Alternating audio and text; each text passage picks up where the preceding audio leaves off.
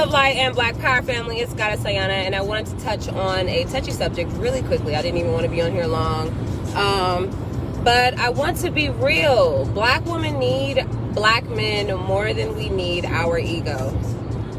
It's true. The ego that we have that says that I want one man to myself, when we know that we greatly outnumber our men.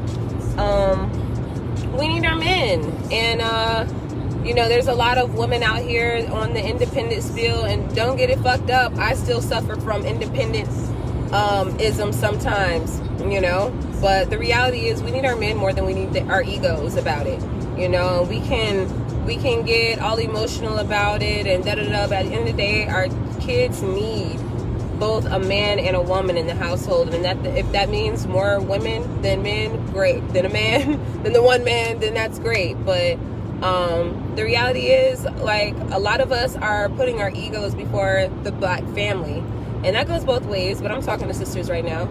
A lot of times we put our egos before the black family, and a lot of times we let go of situations that might have been great for us because we were being emotional, and not necessarily because it was the best for our family or the best for our children.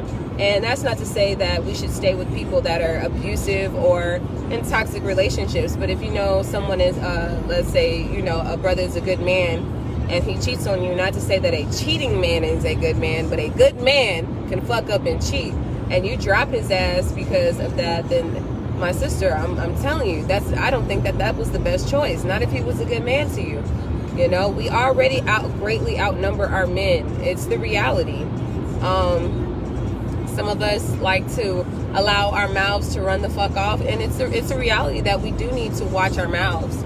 You know, we need to speak more respectfully to our men. We've been taught to be very disrespectful to our men, but we have to recognize that and unprogram ourselves. It's not that we are, you know, demons for this, that we are awful people for this, but we have to recognize that society has programmed us to be anti-black men, almost anti-black family, by way of being anti-black men. And there's a lot of ways and circumstances and situations where sometimes we purposely belittle a man, or we purposely emasculate a man just to feel more powerful and dominant in that moment, when the reality is we don't need to do these things. But we learned these things from our slave masters, who were always intimidated by our black men and always finding ways to just cut jabs and belittle and emasculate the black man, especially in front of us. So we learned these ways from our evil slave masters. But it's time for us to recognize that we are still acting on a programming that is long past overdue. It's time for us to recognize the way that femininity is power, and that's not feminism, but femininity. Being feminine, stepping in, you know, being soft, like, that doesn't make you weak. In fact, that's our power.